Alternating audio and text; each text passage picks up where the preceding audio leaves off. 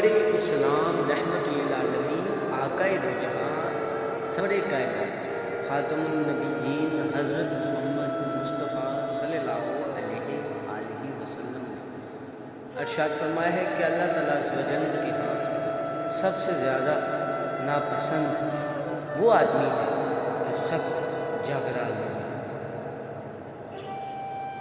اللہ تعالیٰ عز و جل نے میری امت کے دلوں میں پیدا ہونے والے وسوسوں کو معاف کر دیا ہے جب تک وہ انہیں عملیاں زبان پر نہ لائیں گے۔ ایک دوسرے سے حسد نہ کرو، ایک دوسرے سے بغض نہ رکھو، دوسروں کے ظاہری عیب تلاش نہ کرو، دوسروں کے باطنی عیب مت بھولو۔ سنت یہ ہے کہ آدمی مہمان کو دروازے تک رخصت کرنے جائے۔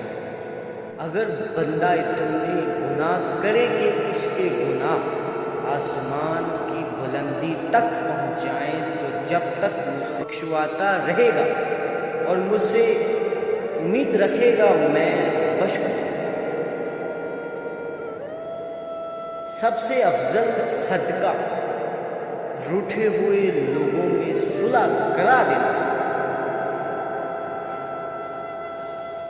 جمعے کے دن اور شب جمعہ میں مجھ پر کثرت سے درود بھیجا، کیونکہ جو شخص ایسا کرے گا میں قیامت کے دن اس کے لیے گواہ سوارشی ہوگا۔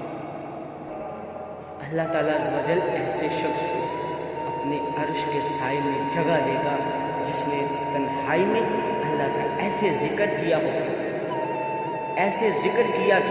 اس کے آنسو جاری ہو۔ بہترین دعا استغفار۔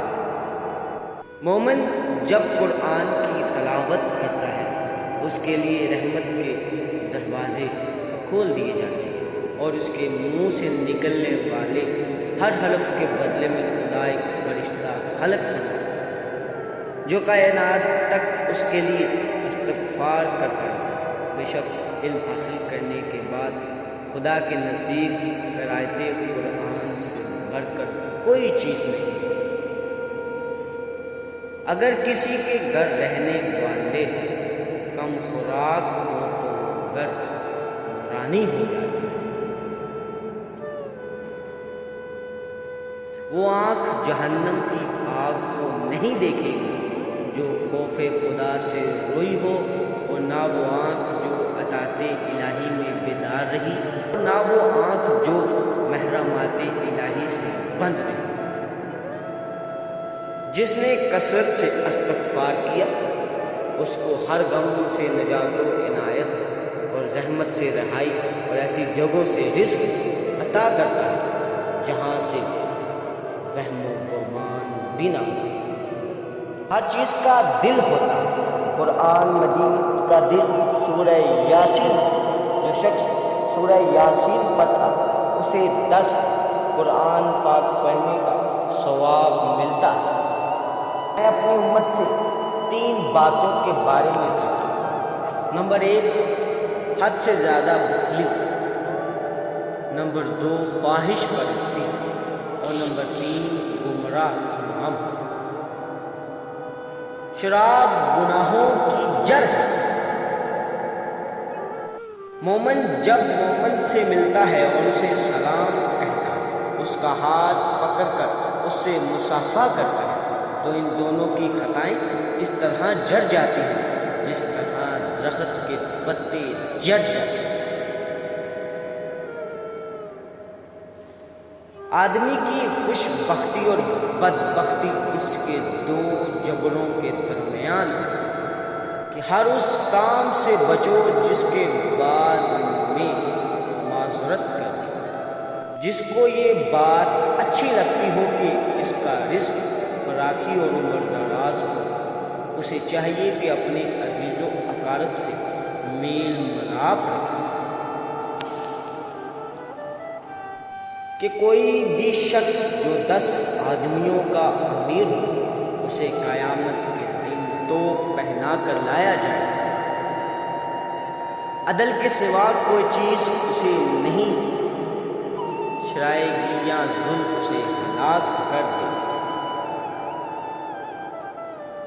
جس شخص کے ساتھ اللہ تعالیٰ عز و جل بھلائی کا ارادہ کرے اسے دین کی سمجھ عنایت فرماتا، اور میں تو محض تقسیم کرنے والا ہوں، دینے والا تو اللہ ہی ہے۔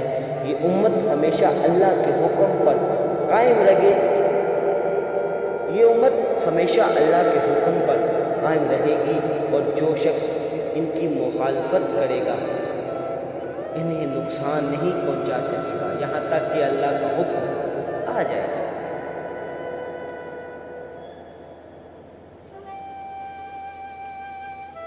علامات قیامت میں سے یہ ہے کہ علم کم ہو جائے گا، جاہل ظاہر ہو جائے گا، زنا بکثرت ہوگا، عورتیں بڑھ جائیں گی اور مرد کم ہوگا، حتیٰ کہ 50 عورتوں کا نگران صرف ایک مرد رہے گا۔ جب آدمی ثواب کی نیت سے اپنے اہل و عیال پر خرچ کرے بس وہ بھی اس کے لیے صدقہ ہے۔ اللہ تعالیٰ عز و جل صرف عمل کو قبول فرماتا جو خالص اس کے لیے کیا جائے اور صرف اس کی رضامندی مقصود۔ جو شخص قرآن پاک اٹک اٹک کر پڑھ پاتا ہے اور اس کو پڑھنے میں مشقت ہوتی ہے تو اس کے لیے دگنا اجر ہے۔ اللہ تعالیٰ عز و جل نے فرمایا کہ اے ابن آدم مجھے تکلیف پہنچاتا ہے، زمانہ گالی دیتا ہے، حالانکہ زمانہ تو میں ہوں، میرے ہی قبضہ قدرت میں تمام امور ہیں، میں رات اور دن کو گردش دیتا ہوں۔ مظلوم کی آہو پکار سے بچتے رہو، کیونکہ وہ صرف اللہ تعالیٰ عز و جل سے اپنا حق مانگتا ہے، اور اللہ تعالیٰ عز و جل کو کسی کا حق نہیں روکتا۔ جس گھر کے دروازے رشتہ داروں کے لیے بند ہوں اور جس گھر میں رات دیر جاگنے اور صبح دیر سے اٹھنے کا رواج ہو جائے تو وہاں رزق کی تنگی اور بے برکتی کو کوئی نہیں روک سکتا۔ جو شخص اللہ پر اور قیامت کے دن پر ایمان رکھتا اسے چاہیے کہ اچھی بات کہے یا خاموش رہے۔ ہر بندے کو اللہ تعالیٰ عز و جل کا پیغام ہے کہ اے ابن آدم تو میری ضرورت مند بندوں پر اپنی کمائی خرچ کر، میں اپنے خزانے سے تجھ کو دیتا ہوں۔ قسم اللہ کی اگر تیری رہنمائی سے اللہ تعالیٰ عز و جل ایک آدمی کو بھی ہدایت دے دے تو یہ تیرے لیے سرخ اونٹ سے بہتر ہے۔ جو شخص دسترخوان پر گرے ہوئے ٹکڑوں کو تلاش کر کے کھائے گا اللہ تعالیٰ عز و جل اس کی مغفرت فرما دے گا۔ میں اس شخص کے لیے جنت میں ایک محل کا ذمہ دار ہوں جو حق پر ہوتے ہوئے بھی جھگڑا چھوڑ دے گا۔ تم میری قبر کو میلہ گاہ نہ بنا بلکہ مجھ پر درود پڑھ لے، تم جہاں بھی ہوگے تمہارا درود مجھ تک پہنچ جائے۔ جس شخص نے قبلہ رخ تھوکا وہ قیامت کے دن ایسی حالت میں آئے گا کہ اس کا تھوک اس کی دونوں آنکھوں کے درمیان۔